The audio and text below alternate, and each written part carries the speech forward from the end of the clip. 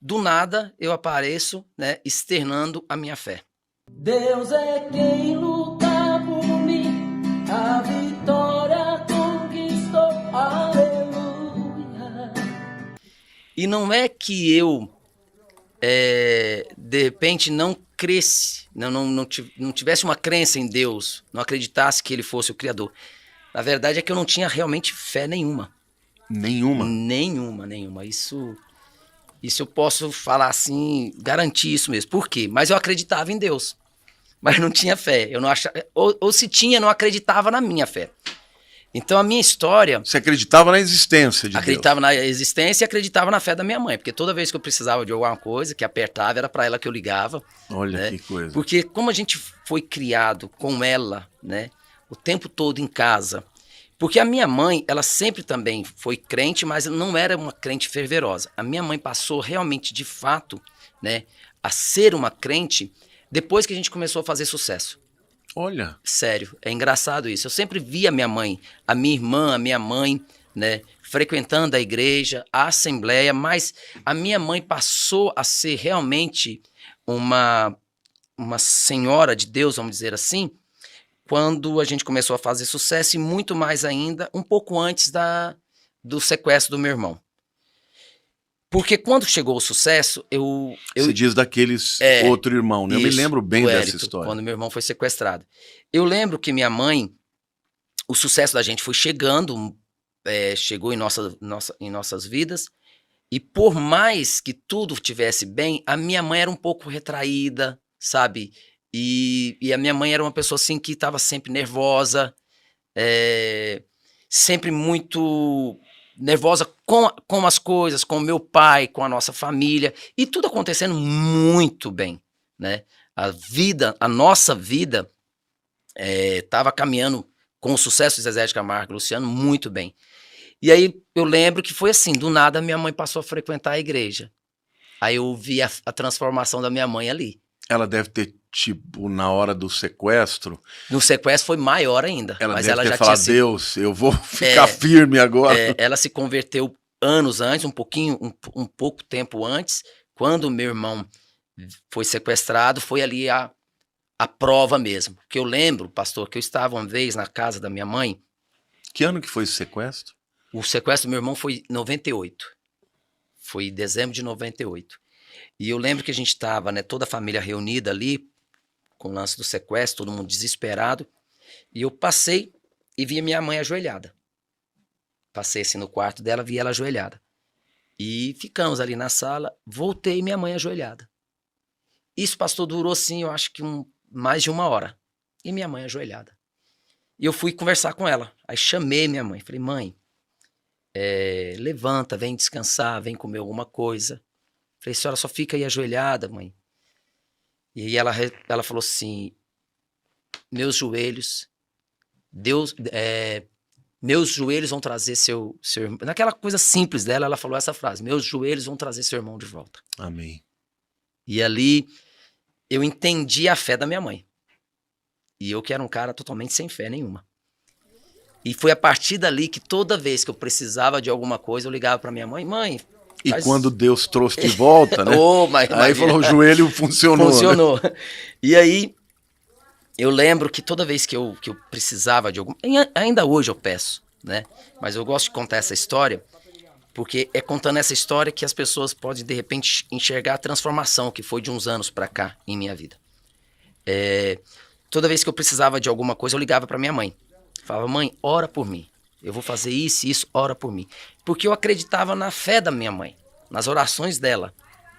Eu fazia oração à noite para dormir. Essa era a minha oração. Relâmpago, né? Aquela oração, né, vai subir no palco, orava. Então, eu tinha muito isso, de acreditar na fé dela. Essa experiência que você, de repente, você falou que você cria na fé da tua mãe... O que aconteceu? Como foi? Foi uma pregação? Uma música que você ouviu? O que mexeu com você a ponto de você falar, não, eu vou me entregar para ele? eu fico até encabulado às vezes com isso, porque eu não sei de fato quando aconteceu. Assim. Foi. Não, tem muita gente que o processo de conversão não é um dia, Não, vai indo, o né? meu demorou, né? E eu ia pra igreja, achava tudo lindo, né? Cantava, eu ia pra igreja e cantava. Eu não louvava. Eu não louvava. Tivemos uma célula em casa de mais de 2 anos. E eu participava. Eu não me entregava. E aí, quando foi 5 anos atrás, eu estava na igreja, louvando, e eu fui assim, comecei a chorar muito. E falei, vida. Aí eu lembrei do pedido da minha mãe. Que a minha mãe, há 20 anos atrás, estava eu, minha mãe, minha irmã Marlene e a Fal. E eu estava, a minha irmã, a gente estava louvando, eu estava cantando, na verdade, eu não estava louvando, porque eu lembro que a minha irmã começava a cantar, a louvar, e eu ficava fazendo terça para ela, segunda para ela, e a minha mãe chegou. Isso em 2000. A minha mãe chegou e a gente estava na fazenda, a minha mãe pegou e falou assim, filho, um dia você grava um CD só de hinos para sua mãe? Pastor, eu tenho certeza, naquele dia foi o filho falando, olha, eu vou fazer, mãe, pode deixar, um filho que quer agradar a mãe, né?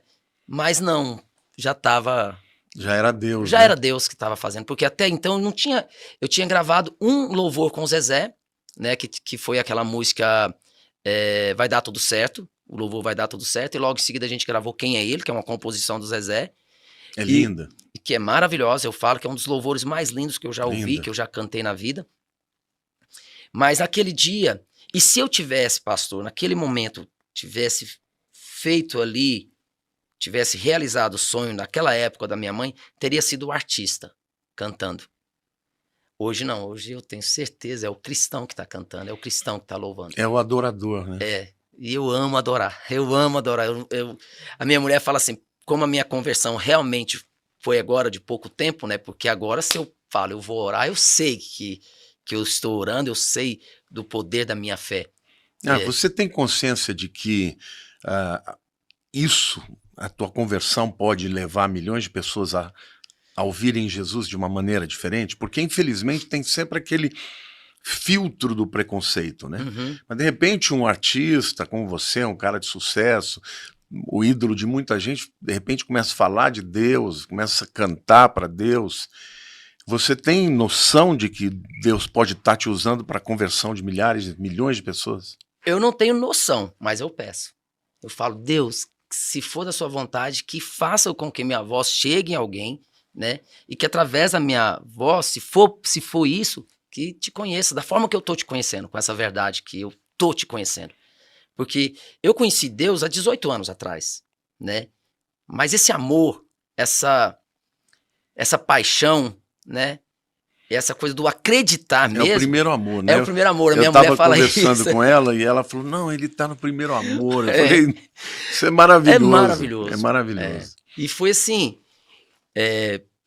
começou há 5 anos atrás, mas eu acho que o toque mesmo, assim, que o Espírito Santo veio e conversou comigo e bateu no meu ombro, falou, epa, vem aqui, foi há 2 anos atrás, em casa, sozinho. Ô, Luciano, e como que foi o gravar o disco, né? Não, o disco, desculpa, eu sou velho. Mas é disco. É o CD, né? Então, como foi? São 15 músicas, né? São 15 músicas. Como eu falei, o pedido veio há 20 anos atrás. E eu fui protelando, sempre protelando. A vontade passou a ser também minha, né? Vontade de gravar. Cada vez que eu ia para a igreja, que eu cantava, eu falava, nossa, que lindo. Até que um dia eu falei, não, vai ser esse ano. Saí pronto que ia gravar. Chamei meu produtor, não foi. Isso aconteceu há 5 anos atrás. Chamei, vamos reunir, comecei o processo de seleção de músicas. Não deu. Não sei porquê. Eu me envolvi muito com o Zezé de Camargo e Luciano naquele ano, com os problemas que teve na empresa. Acabou que nós não gravamos. Aí quando foi no ano da pandemia, no começo da pandemia, a gente não sabia também o que estava acontecendo, nem o que ia acontecer. A gente estava viajando, eu voltei de novo. Estava eu, minha irmã, minha mãe e minha mulher. Nós estávamos todos, nós reunidos, e veio na minha cabeça, vai ser esse ano. Aí eu chamei meu produtor, falei, agora nós vamos gravar. não tinha pretensão nenhuma, pastor. A pretensão era fazer o quê? Gravar, soltar nas plataformas, não ia nem divulgar, nem nada. Quando faltava 15 dias para terminar a mixagem, eu chamei a minha assessora e contei para ela do sonho, né, que eu tava realizando, que eles todos sabiam, toda a minha equipe sabia, meus empresários sabiam que eu tinha vontade de fazer um álbum só de louvores. Mas naquele momento que eu falei para ela, as portas começaram a se abrir, né? 15 dias depois a música foi lançada, aí veio a imprensa que recebeu de uma maneira assim muito respeitosa. Que bacana, isso é sem... muito legal, porque a nossa sensação é que às vezes vai ter um certo preconceito e não teve. Não teve, de parte alguma.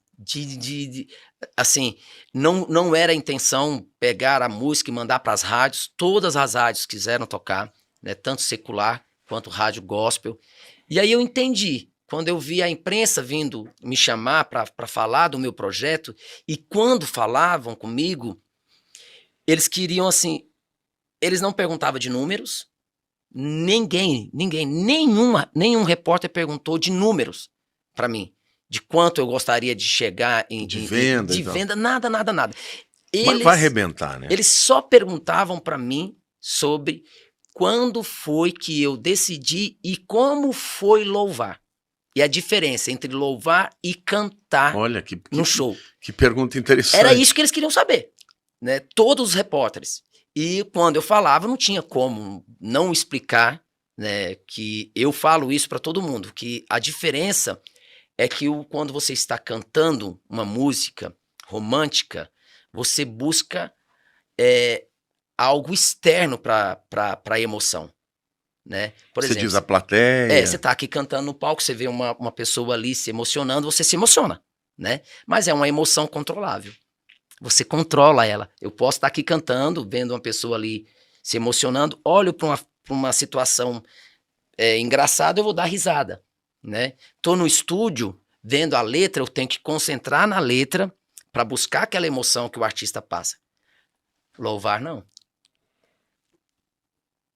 É uma porrada que a gente toma, que se você tentar segurar, é quando você mais cai. E vai indo, quando eu falo cair, é essa coisa da lágrima, da emoção. Eu sou conhecido como pastor chorão. Toda vez que eu falo de Jesus, eu choro muito. Me debulho também. Então, eles ficavam curiosos por isso, porque é um cantor, né? E de teve música cobertura romântica. quando você cantou assim? Ou você está falando só de quando você foi apresentar na Globo? Não, no estúdio, né? Porque a minha experiência é só no estúdio mesmo, né? Eu nunca cantei para uma plateia, né? Ainda não fez um? Não. E vai fazer ou não? Eu tenho certeza que eu vou. Eu tenho certeza que eu vou cantar na igreja, eu não tenho dúvida Não, disso. aqui já está convidadíssimo, já Eu convidei antes no ar. Eu não tenho dúvida, pastor, que eu vou cantar na igreja. Luciano, deixa eu fazer uma pergunta para você. Muita gente que chega para Deus, chega por um problema. Eu já entrevistei pessoas aqui que quase perderam a perna, né? Uma modelo importante, que se converteu por conta do milagre que Deus fez. No teu caso, você está no auge, né? Você Total. sempre esteve no auge, né? O Zezé de Camargo e Luciano nunca teve uma época que não esteve no auge, né? Sempre teve. E, assim, é uma coisa de Deus mesmo, né? Porque uma pessoa chegar a Deus quando tudo vai bem é muito raro. Me fala um pouquinho disso. Então, eu tenho isso comigo, assim, você levar a vida com Deus é muito, muito, muito prazerosa. É, antes de tudo, um prazer absurdo. Mas é uma obrigação, né? Lógico. E o que eu falo? Eu tenho 1 milhão de vezes mais obrigação em andar com Cristo do que muitos outros. Porque muitos precisaram cair no buraco para enxergar Deus. Que lindo isso. Quer dizer, você é tão grato que você reconhece que você deve muito, né? Muito. Ele nunca me deixou cair. Ele não precisou me tirar do abismo, ele simplesmente não deixou eu chegar no abismo. Era o joelho da tua mãe. O joelho da minha mãe. Aí eu falo assim, pastor, vamos falar de números primeiro, né? Hoje o mundo tá dessa forma, quando você fala de artista, é números. Então vamos lá. Deus me deu a oportunidade de ser um dos maiores vendedores de disco do mundo. Do mundo. Do mundo. Eu tenho, junto com meu irmão, mais de 50 milhões Tá de de discos brincadeira. vendidos. Uau. 50 milhões Milhões. de discos vendidos. Toda premiação que o senhor imaginar que um artista possa ter, eu tive. Eu tenho 4 Grammys, junto com meu irmão. Uau. Eu tenho um filme, E que é de música latina. nós temos música romântica, disputando com grandes nomes lá fora, música sertaneja, e música latina. 4 Grammys na nossa carreira. Eu já participei, eu já cantei em todas as casas de sucesso do Brasil. Tive todos os tipos de especiais. O maior especial da Rede Globo, o ano de 2019, foi o Amigos, a volta do Amigos. Que foi lindo. Viu? Lindo. Lindo. Muito bonito ver. Vocês são amigos mesmo, né? Muito, muito amigos. E aí, pastor, agora vamos falar isso todas as glórias materiais que Deus me deu. Que eu tô contando aqui, coloquei pouquíssimas. Porque senão a gente vai passar horas aqui falando. Agora vamos falar dos bens que Deus me deu pessoal. Minha família. A mulher que eu tenho, pastor. A mulher que, de fato, edifica o nosso lar. Que lindo. Minhas filhas. Isso é a sua maior riqueza. Então. Porque isso é eterno, né? Então eu não tenho como dimensionar o que Deus já fez na minha vida.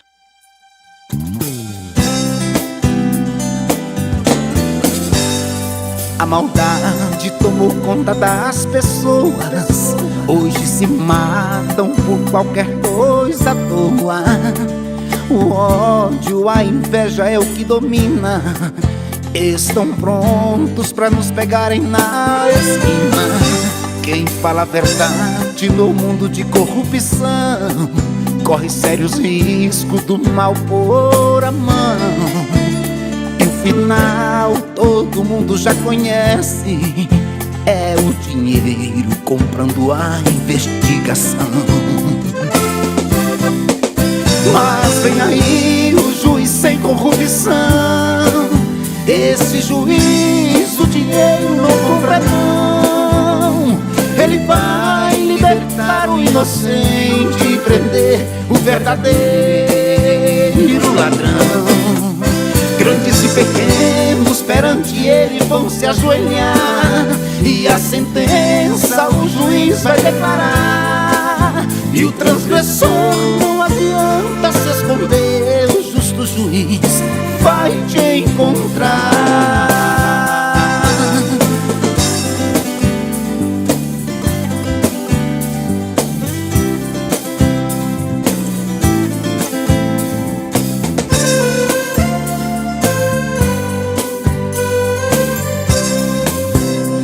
A maldade tomou conta das pessoas. Hoje se matam por qualquer coisa à toa. O ódio, a inveja é o que domina. Estão prontos pra nos pegarem na esquina. Quem fala a verdade no mundo de corrupção corre sérios riscos do mal por a mão. E o final todo mundo já conhece, é o dinheiro comprando a investigação. Mas vem aí o juiz sem corrupção. Esse juiz o dinheiro não compra não. Ele vai libertar o inocente e prender o verdadeiro ladrão. Grandes e pequenos perante ele vão se ajoelhar, e a sentença o juiz vai declarar. E o transgressor não adianta se esconder, o justo juiz vai te encontrar. E o transgressor não adianta se esconder, o justo juiz vai te encontrar. Vai te encontrar.